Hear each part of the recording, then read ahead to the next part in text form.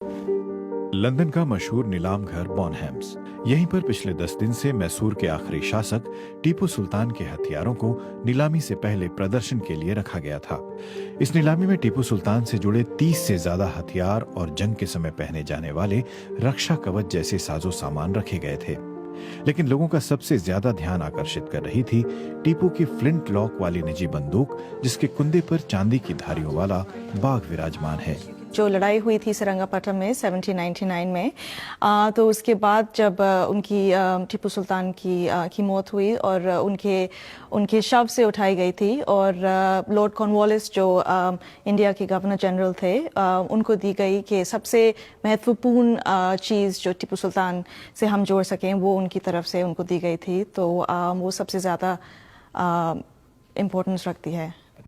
टीपू सुल्तान को मैसूर के बाघ के नाम से पुकारा जाता था और बाघ को उन्होंने अपना प्रतीक चिन्ह भी बनाया था। यही वजह है कि उनके हथियारों पर बाघ की आकृति किसी न किसी रूप में नजर आ ही जाती है।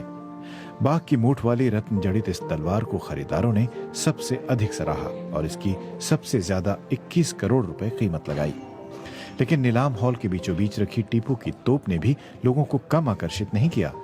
एक 3 पाउंड तोप है जो सेरंगापट्टम में उनके रॉयल आर्मरी में बनाई गई थी उनके लिए। और इस पर भी आप देख सकते हैं कि उसके ब्रॉन्ज कैनन के ऊपर टाइगर के निशान है, टाइगर्स बने हुए हैं। जो उसके व्हील्स हैं उसके ऊपर उनके एक्सल्स पे भी टाइगर बॉसेस दिखाई देते हैं। टीपू सुल्तान ने दक्षिण भारत में अंग्रेजों को सबसे कड़ी टक्कर दी थी और एक बार उन्हें शिकस्त देने में भी सफल रहे थे।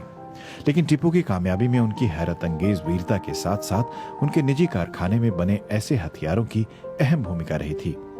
नीलामी में रखी गई तरह तरह की बंदूकों, पिस्तौलों, कलात्मक तलवारों और लड़ाई के दूसरे साजो सामान से टीपूकालीन युद्ध की तैयारियों और टीपू के व्यक्तित्व की विशेषताओं को समझने का मौका बखूबी मिलता है।